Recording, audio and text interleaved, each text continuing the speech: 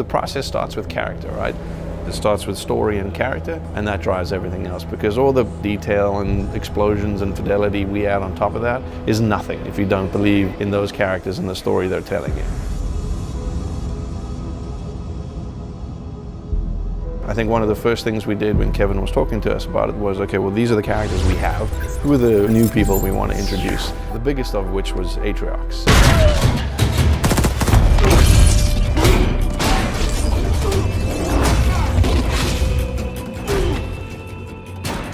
Put a lot of effort into establishing a new enemy, because you can have a great good guy, but he really needs to have an equal bad guy. A brute who can outthink you as well as outfight you physically is a very different kind of a threat, and so that's really where Atriox was born.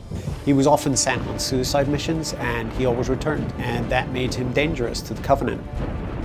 So when we encounter him, he's at the crux of finding a way to amplify and strengthen that army. From a visual standpoint, everything should look like it should hurt you or potentially kill you.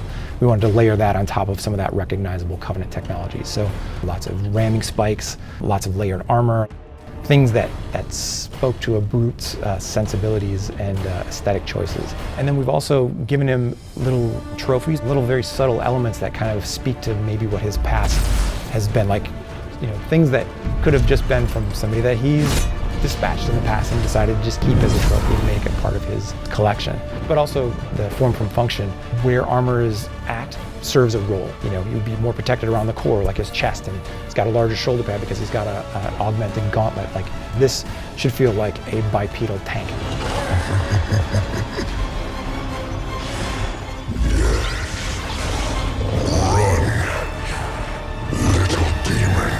I wanted to have a reason for you to fear him, and the best way to do that is have Isabel tell you who he is and why we need to run. Spartans, thank God. We have to get out of here. When we first meet Isabel, she shows up in a way that we haven't seen AIs behave in Halo before. She's freaked out.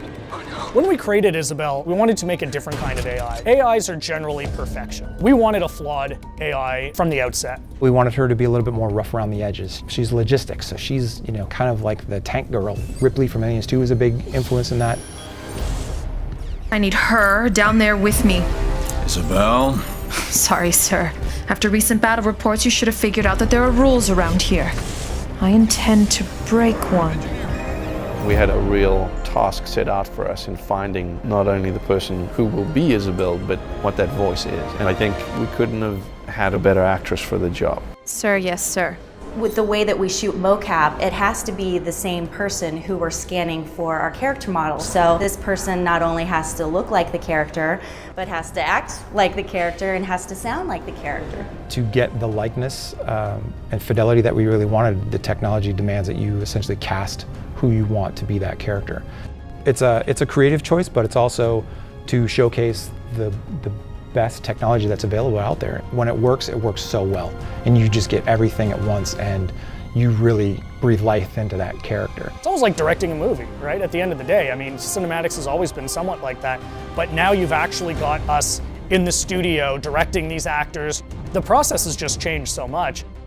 I really think those first cinematics of the original Halo Wars just kind of raised the bar for the industry as a whole, and that's what we're doing again.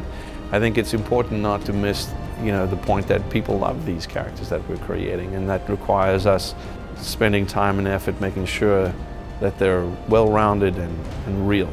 From the first word on the page, to the first design we draw, to the actors that breathe life into them, to the final lighting and animation parts that we do here. Every single piece needs to fall into place. There's a lot of people out there that expect a lot from this franchise. That to me is the most exciting thing, when you are putting a face to a brand new character. You're creating a new digital life, which is pretty awesome.